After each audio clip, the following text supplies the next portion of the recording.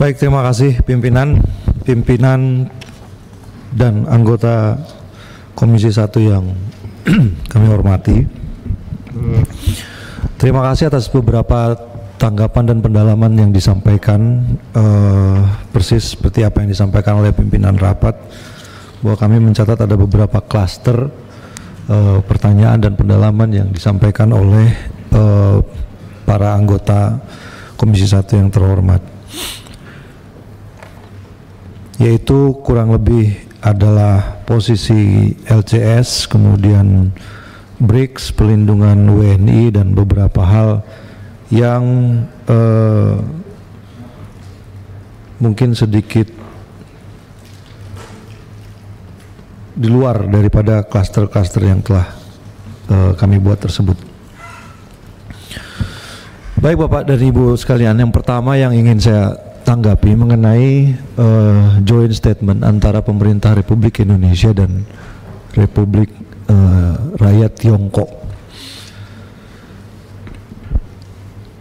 bahwa di situ disebutkan bahwa kita akan melakukan joint development di wilayah yang disebut sebagai overlapping claim, kemudian berdasarkan hukum dan peraturan relevan yang berlaku.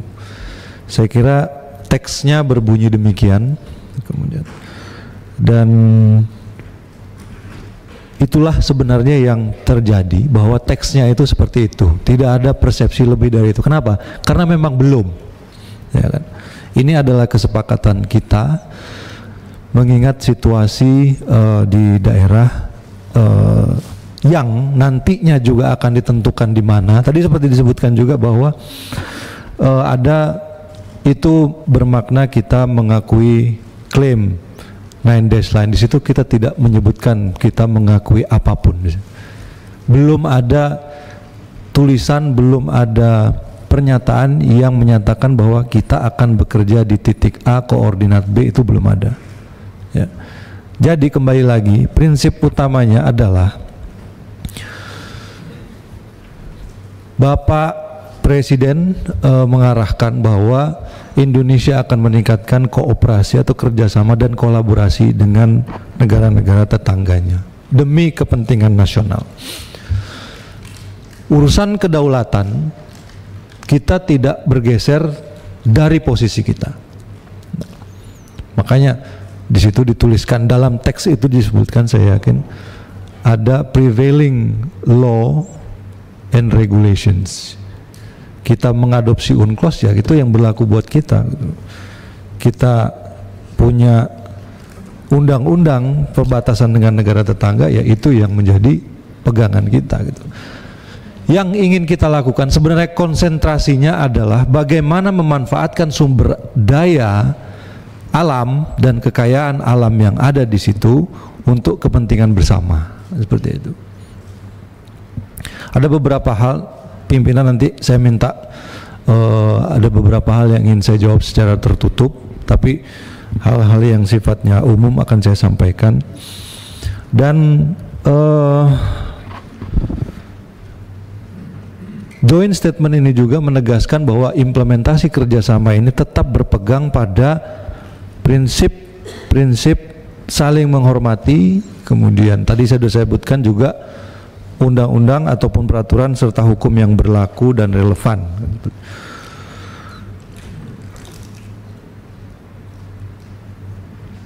Indonesia juga tetap pada posisi bahwa tidak ada basis hukum internasional yang sesuai dalam rangka dalam urusan 9 dash line. Dan di situ juga sama sekali tidak kita sebutkan, tidak ada disebutkan urusan 9 dash line ini, bahwa komitmen Indonesia pada semua perjanjian internasional yang ada itu tetap berlaku, ya. Kemudian ratifikasi dan implementasi perjanjian bilateral yang ada juga masih tetap berlaku.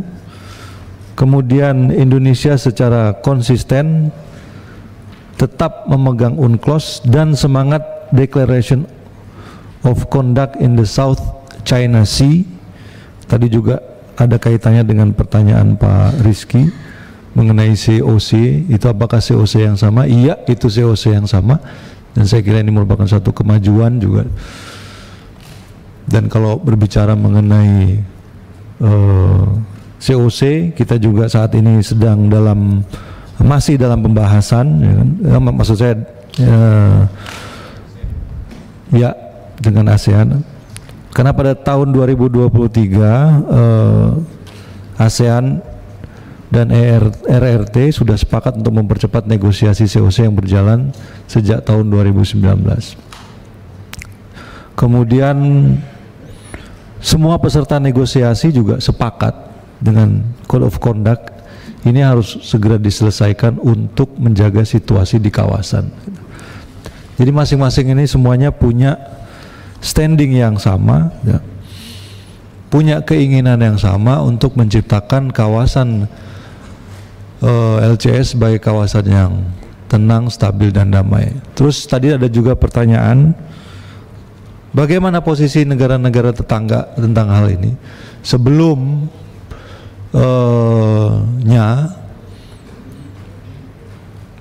sudah disampaikan mengenai rencana joint development ini kepada beberapa pemimpin negara tetangga kita, dalam rangka mengurangi tensi yang ada, kemudian memanfaatkan sumber daya yang ada.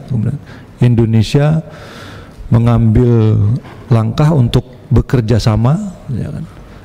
Melakukan joint development. Kalau di situ ada ikan, kita kerjasamakan ikannya. Kalau di situ ada sumber daya lain, kita kerjasamakan sumber daya lainnya, berdasarkan itu tadi prinsip-prinsip hukum internasional yang berlaku dan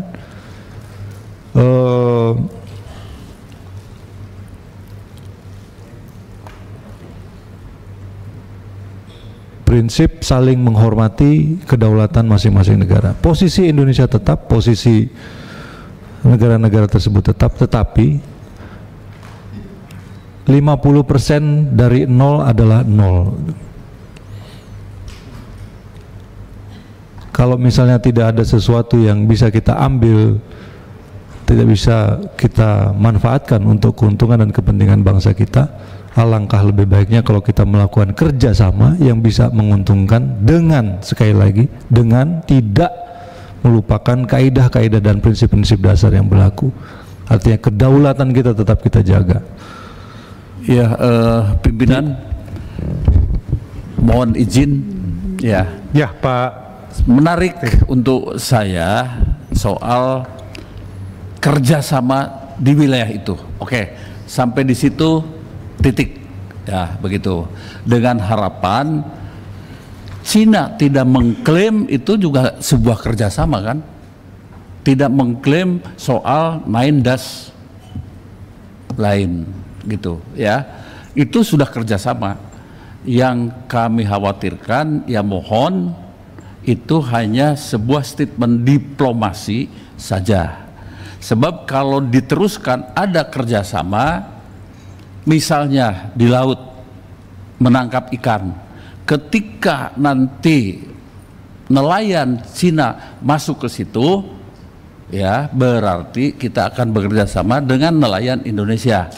Nah, sebelumnya kalau ada nelayan ke situ, kita mengerahkan Coast Guard untuk mengusirnya keluar dari wilayah itu. Nah, harapan kami barangkali ya adalah kita tetap firm yang seperti Bapak sampaikan, kita tetap ya berpedoman pada prinsip-prinsip dasar yang sudah kita sepakati, dan insya Allah kita tetap konsisten dan konsekuen dengan menolak klaim Cina soal 9 lain, begitu. Sebab ini juga kita harus memperhatikan negara-negara sahabat kita itu, terutama di wilayah-wilayah ASEAN ke arah timur, antara lain Malaysia, antara lain mungkin dengan Filipina, kemudian dengan negara-negara lain.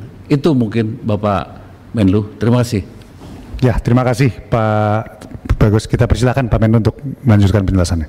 Terima kasih Pak TB buat masukannya, dan saya kira benar ya, itu adalah merupakan sesuatu yang harus kita perhatikan. Kemudian tadi juga ada pertanyaan yang kaitannya masih dengan LCS adalah mengenai kerjasama bisnis yang kemudian kita lakukan kita tanda tangani di Beijing. Apakah ini benar-benar merupakan purely foreign direct investment ataupun bantuan yang sifatnya hutang? Dari semua kerjasama yang ditandatangani, baik itu di Beijing ataupun di apakah itu di Rio de Janeiro atau kemudian di Inggris, itu semuanya merupakan perjanjian bisnis dan komersil. Jadi tidak ada hutang yang kemudian dibebankan kepada kita. Just to be clear, bahwa semuanya merupakan buah dari keyakinan berbagai bisnis yang ada di negara-negara tersebut terhadap situasi kondusif, terutama situasi politik yang kondusif di Indonesia.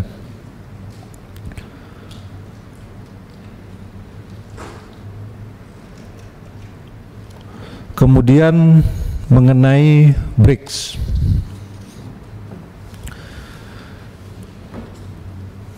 tadi beberapa Bapak dan Ibu anggota yang terhormat juga menyampaikan soal BRICS.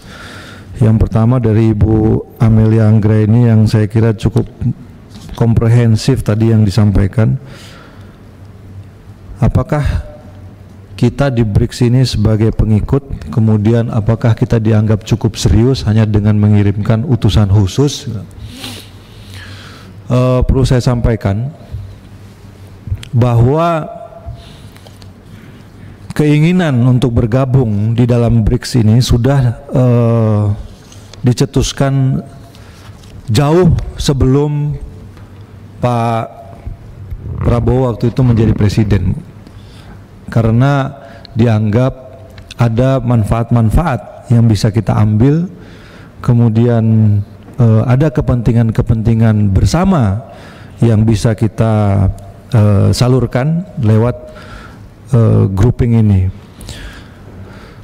Kemudian pada saat Menteri Luar Negeri hadir di Kazan, gitu kan, sambutan yang diberikan oleh negara-negara member itu menurut kami merupakan sambutan yang sangat positif, dalam arti tidak kemudian dianggap ini mengecil, karena kami ingat pada saat kunjungan waktu itu presiden terpilih ke Rusia, salah satu hasil pembicaraannya adalah presiden Rusia mengundang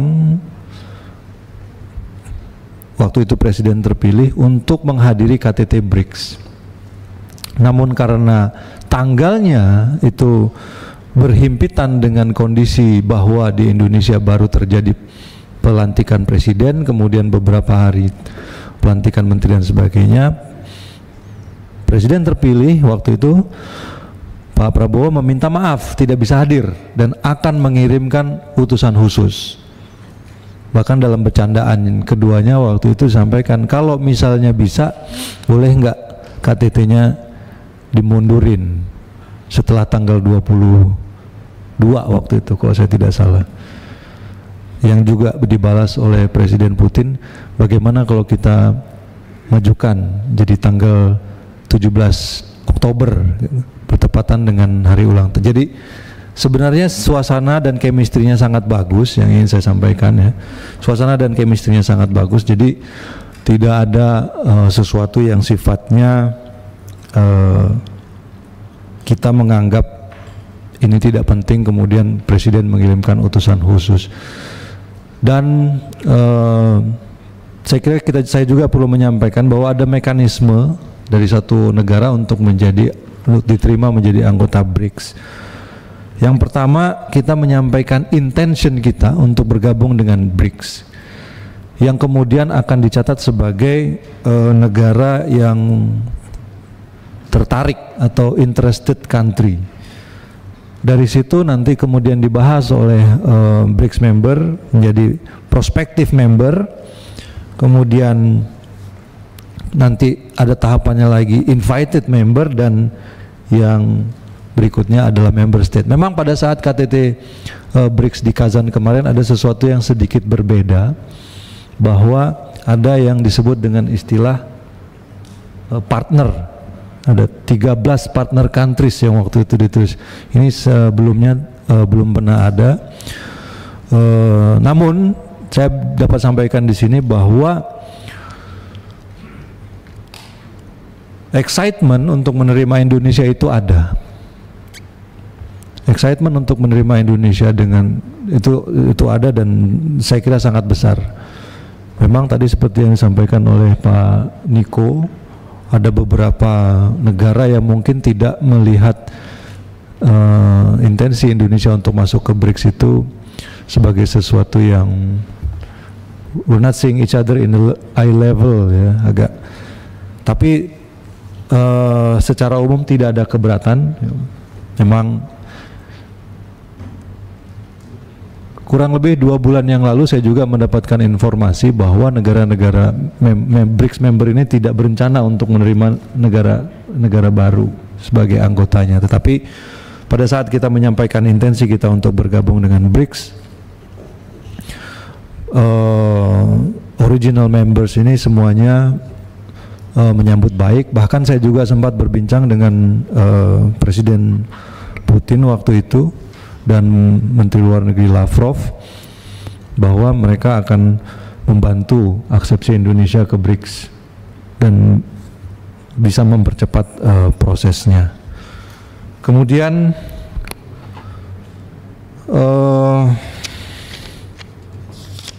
masih kaitannya juga dengan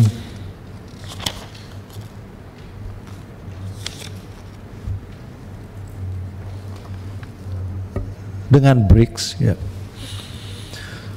Kami melihat selama KTT berlangsung bahwa sebenarnya apa yang diperjuangkan di BRICS ini banyak yang sejalan dengan apa yang kita perjuangkan. Selain suatu sistem multilateral yang lebih inklusif, juga beberapa isu yang sering kita suarakan di dunia internasional juga diadres di situ. Khususnya satu adalah kemerdekaan Palestina. Dan Palestina juga merupakan satu tema yang menjadi concern pada saat itu, dan saya kira BRICS ini juga bisa menjadi satu media dan tools bagi kita untuk bisa memperjuangkan hal ini. Selain kepentingan-kepentingan ekonomi, ya, kemudian ada yang menyampaikan bahwa ada yang menyampaikan soal isu-isu de-dolarisasi, kemudian menciptakan mata uang baru. Pada saat KTT terakhir kemarin, hal tersebut sama sekali tidak dibicarakan. Memang saya tahu ada beberapa yang beredar di sosial media mengenai mata uang dan sebagainya, tetapi itu sama sekali tidak dibicarakan dan tidak pernah disentuh, terutama urusan menggunakan mata uang. Tetapi intinya adalah bahwa BRICS merupakan satu media yang bisa kita manfaatkan sebagai kendaraan yang tepat, sebagai media yang tepat untuk membahas dan memajukan kepentingan bersama-sama dari negara-negara berkembang. Ini juga merupakan suatu implementasi dari politik luar negeri kita yang independen dan aktif, ya. Memang ada juga beberapa suara yang kemudian menganggap masuknya Indonesia ataupun niat Indonesia untuk masuk ke BRICS adalah sesuatu yang perlu ditinjau kembali. Namun kita tetap pada posisi bahwa ini adalah kebebasan kita sebagai negara berdaulat untuk menentukan dengan siapa kita mau bekerja sama untuk kepentingan nasional kita. Kepentingan masuknya Indonesia ke BRICS tidak bisa diartikan sebagai berpihak pihaknya Indonesia terhadap satu kekuatan ataupun satu line tertentu, namun lebih kepada menjadi bridge builder, menjadi pihak yang justru bisa menjadi penengah jika ada kepentingan-kepentingan yang saling bertolak belakang.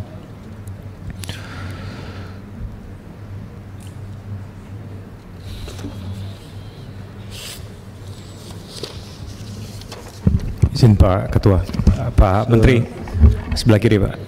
Tadi Pak Menteri menyampaikan bahwa ada tahapan-tahapan yang harus dilalui untuk prospective member untuk bergabung dengan BRICS. Pertanyaan saya, kita sekarang ada di tahapan apa? Baru di intention atau sudah dianggap sebagai prospective member di fase kedua yang tadi Pak? Kita di interested country. Interested state, ya.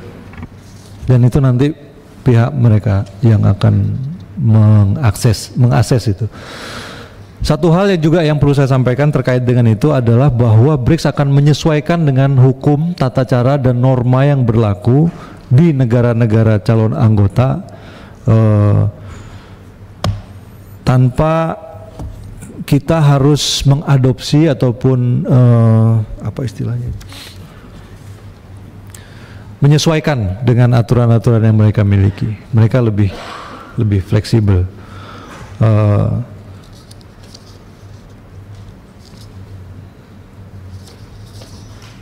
Saya kira itu yang berkaitan dengan BRICS sesuai dengan mungkin sedikit Pak Ketua, karena tadi Pak Menteri yang Pak Menteri sampaikan Pak Rizky diingat waktunya ya. Baik. Sebenarnya terkait dengan tadi Pak Menteri sampaikan adanya potensi dedolarisasi yang sampai saat ini hanya sebagai rumor dan tidak dibahas sama sekali di KTT kemarin, tapi ini kan bukan isu dedolarisasinya Pak, tapi lebih ke simbol bahwa saat ini kemarin Presiden Trump mengeluarkan statement bahwa kalau sampai BRICS membuat currency sendiri akan dikenakan tarif 100% dan lain sebagainya. Saya percaya itu pasti masih membutuhkan waktu dan itu masih berandai-andai terkait dengan pembuatan currency. Tapi yang lebih pentingnya adalah simbol di mana saat ini BRICS dianggotai atau salah satu atau dua anggotanya adalah negara-negara yang akan terus mencoba untuk melarikan diri dari economic sanctions yang diberikan oleh Amerika Serikat itu sendiri. Pertanyaan saya singkat saja, setelah nanti dilantiknya Presiden Trump sebagai Presiden Amerika Serikat, apakah ada upaya ataupun langkah-langkah antisipatif yang dari pihak Kementerian Luar Negeri itu sendiri akan ambil terkait dengan pressure yang nanti mungkin bisa terjadi setelah pelantikan Presiden Donald Trump kembali? Pressure, karena kemarin kita kan pertama kita apresiasi bahwa intensi Indonesia bergabung dengan BRICS itu satu Pak. Kedua, kita juga mau bergabung dengan OECD yang akan disupport juga. Artinya kita mau bermain di belah dua pihak dan politik bebas dan aktif in action. Tapi yang kita dengar dari tone yang digunakan oleh Presiden Donald Trump, dari statement-statement beliau terkait dengan BRICS dan juga intonasi yang beliau sampaikan ketika nanti setelah dilantik nanti yang bisa memberatkan kepada anggota-anggota ataupun prospective member dari BRICS itu sendiri. Pertanyaan saya kepada Pak Menteri, apakah sudah dipikirkan satu langkah antisipatif yang kemungkinan nanti ke depan bisa turut memberatkan Indonesia kalau kita jadi bergabung dengan BRICS itu sendiri Pak? Saya kira ini ya sebabnya kenapa ya, saya kira Pak Presiden Prabowo juga menitik beratkan peningkatan kemampuan dan kesejahteraan kita secara ekonomi untuk bisa berdiri di atas kaki kita sendiri. Karena inilah yang sama-sama kita lihat yang terjadi di dalam percaturan global. Ada satu kekuatan yang kemudian mengancam ataupun menekan kekuatan yang lain dan kita secara langsung maupun tidak langsung merasakan dampaknya. Oleh karena itu, kita perlu punya kekuatan yang inherent economically. Sebabnya pemerintah sekarang menitik beratkan program-program pemerintah itu pada swasembada pangan, swasembada energi, kemudian hilirisasi. Dengan demikian ketergantungan kita itu tidak besar dan kita akan lebih mudah menentukan arah politik kita sendiri. Nah, kemudian saya tadi tidak bilang bahwa tidak ada isu dedolarisasi di BRICS. Saya katakan bahwa pada saat KTT hal ini tidak dibicarakan, ya kan. Nah, tentu saja kembali lagi, jika kita menganggap bahwa ada hal-hal yang akan merugikan kepentingan nasional kita, ya kita bisa saja tinjau ulang ataupun lihat kembali. Yang penting intinya adalah bahwa bergabungnya kita dengan grouping multilateral manapun ini diarahkan kepada kepentingan nasional bangsa kita. Yang pertama. Kemudian saya terima kasih tadi atas beberapa masukan dan pandangan Bapak dan Ibu anggota Komisi 1 yang terhormat mengenai dukungan anggaran. Kemudian satu hal lagi juga yang ingin saya address Pak Rizky tadi, bahwa ada beberapa pandangan-pandangan yang mengatakan bahwa Indonesia itu seolah desperate ingin impress. Tidak, sama sekali tidak benar. Saya kira justru yang terjadi malah kebalikannya, kan itu. Bahwa banyak pemimpin-pemimpin negara yang impress sama polisi Indonesia dan ingin bekerja sama lebih besar dengan Indonesia. Kemudian Indonesia membuka diri seluas-luasnya, tentu saja tadi juga disampaikan merupakan suatu kerjasama ekonomi yang harus fair dan free. Kita ingin ada resiprokalitas di situ. Kita ingin ada suatu hubungan yang saling menghormati dan saling menghargai dan saling menguntungkan. Kemudian saya ingin menyinggung juga mungkin beberapa hal yang ada kaitannya dengan pelindungan warga negara Indonesia. Sebelumnya pimpinan, waktunya sudah lebih 13.30, apakah saya boleh meneruskan? Ya, kita 10 menit. Belum baca kesimpulan, jadi saya minta 15 menit. Ya, terakhir kali ya kita. Kalau misalnya itu nanti kita juga siapkan bisa jawabannya secara tertulis. Baik. Setuju? 13.45 kita lanjutkan. Baik, 10 menit. Banyak juga ya masih banyak. 15 Pak, sampai 13.45. Tenang. Oh, sampai 13.45. Ini agak kecepatan itu Pak. Mengenai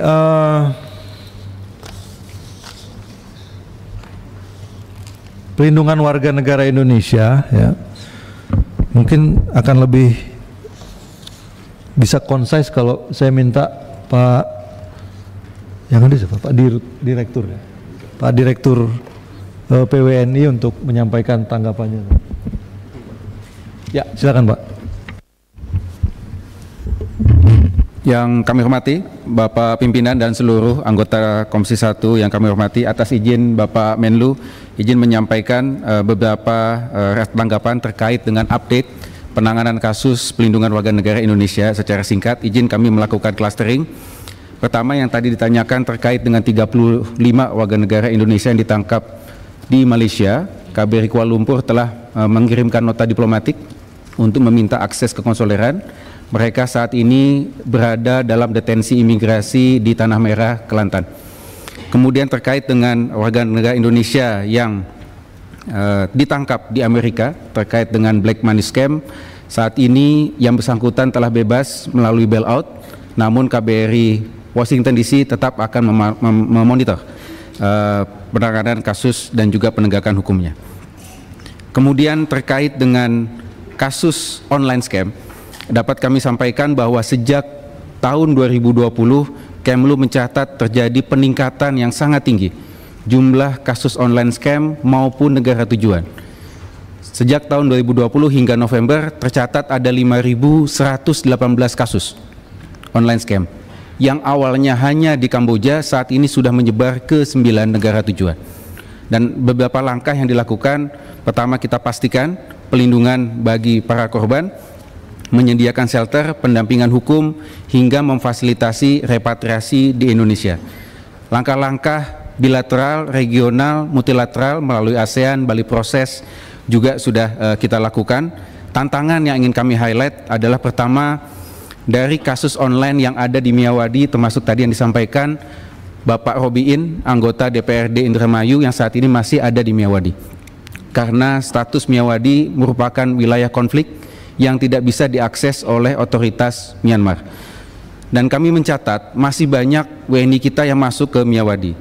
Sudah ada 196 WNI kita yang sudah bisa kita pulangkan dari Miyawadi, termasuk 21 yang kita pulangkan 2 hari yang lalu, namun masuk terus. Tercatat hingga saat ini masih ada 129 WNI yang masih ada di Miyawadi. Dan kemudian ada kecenderungan berulangnya kasus. Dari 5.118 yang sudah dipulangkan dan difasilitasi negara, kami mencatat ada sebagian besar berangkat kembali keluar dan kemudian bekerja di sektor yang sama. Ketiga, kami melihat ada kecenderungan para pelaku, jadi kami sampaikan bahwa semua yang terkait dengan online scam tidak semuanya korban TPPO, melainkan juga ada pelaku. Jadi saat ini ada kecenderungan pelaku disguise themselves as victim of human trafficking.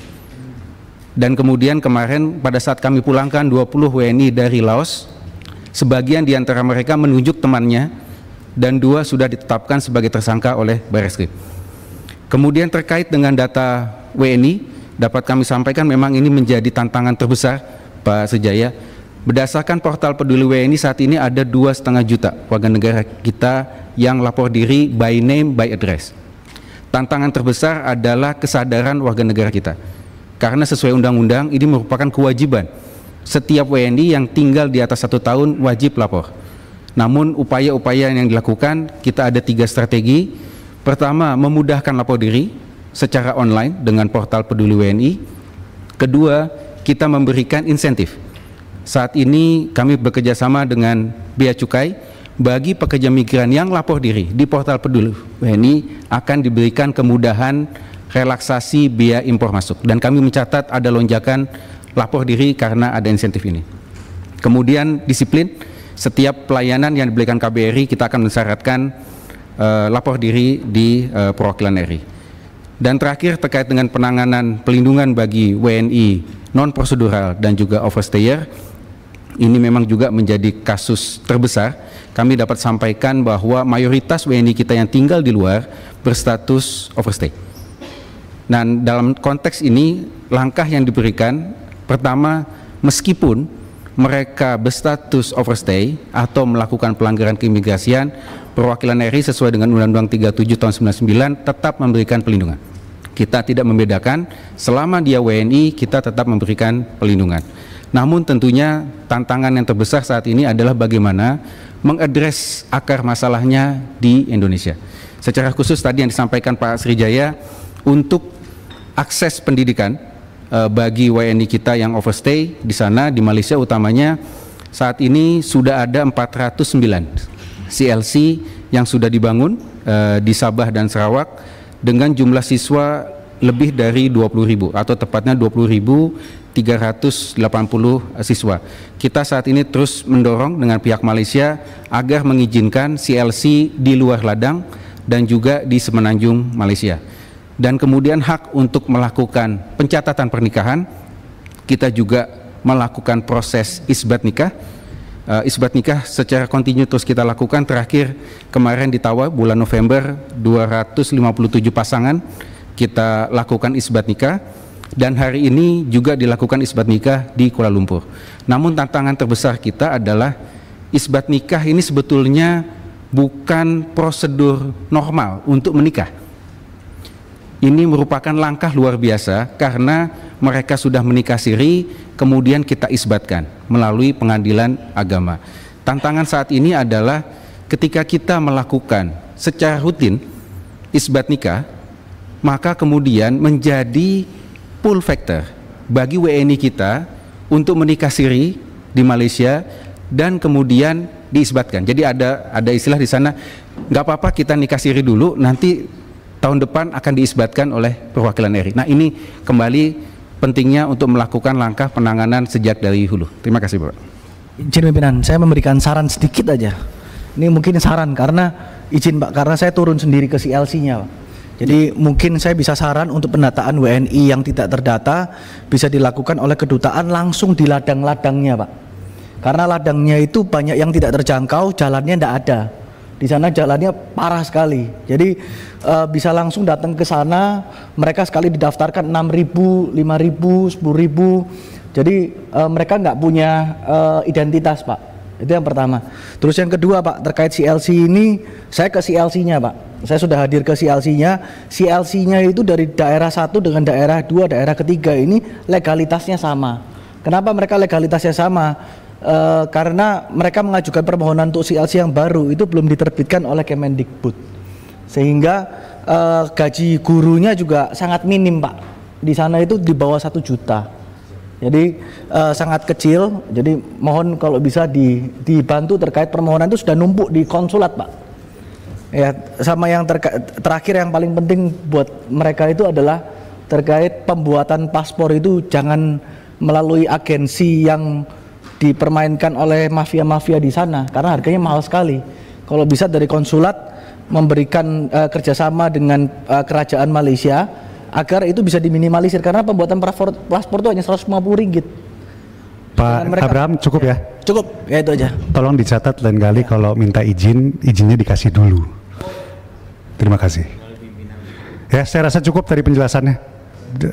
Mau ditambahkan? Tambahkan mengenai pertanyaan mengenai kontingensi di Timur Tengah, Bapak. Kan, siap. Izin secara singkat terkait dengan penanganan WNI di wilayah konflik yang ada di Timur Tengah. Saat ini KBRI Beirut telah menetapkan status siaga 1 untuk Lebanon, KBRI Damaskus untuk beberapa provinsi juga telah menetapkan siaga 1, dan juga KBRI Aman siaga 1 untuk wilayah Israel dan Palestina. Hingga saat ini ada 7 gelombang evakuasi yang telah dilakukan dari wilayah Lebanon. Total ada 89 WNI yang masih ada di sana. Masih ada 83 WNI lagi di Lebanon, namun mereka atas pilihan sendiri tetap untuk tinggal di sana. Nah, kemudian terkait dengan situasi yang ada di Ukraina, KBRI Kiev juga telah menyusun rencana kontingensi, dan juga KDI Taipei terkait dengan situasi yang di Taiwan juga telah menyusun rencana kontingensi. Terkait dengan persiapan di pusat, saat ini telah dibentuk Crisis Response Team terdiri dari unsur-unsur Kemlu dan juga TNI untuk memastikan jika terjadi keperluan evakuasi maka kita sudah siap melakukan evakuasi. Demikian, Bapak. Terima kasih. Terima kasih, Pak, atas penjelasannya. Kami lanjutkan, Pak Menteri. Kalau masih ada penjelasan silakan. Terima kasih pimpinan. Saya kira ada beberapa hal juga yang ingin saya address. Yang pertama adalah mengenai Abraham Accord tadi yang ditanyakan oleh Pak Sukamta. Izin pimpinan. Apakah ada yang mesti disampaikan secara tertutup atau bisa terbuka saja, Pak Menteri? Kalau masih memungkinkan ya. Langsung tertutup aja kalau gitu, Pak Menteri. Baik. Tertulis juga boleh. Saya mau serahkan ke teman-teman dulu. Ini mungkin ada pendalaman sedikit beberapa poin yang sifatnya perlu disampaikan secara tertutup. Ya, kita ada masih waktu sedikit. Apakah kalau Pak teman-teman setuju kita lanjutkan pembahasan ini secara tertutup? Gimana, Bapak Ibu? Setuju?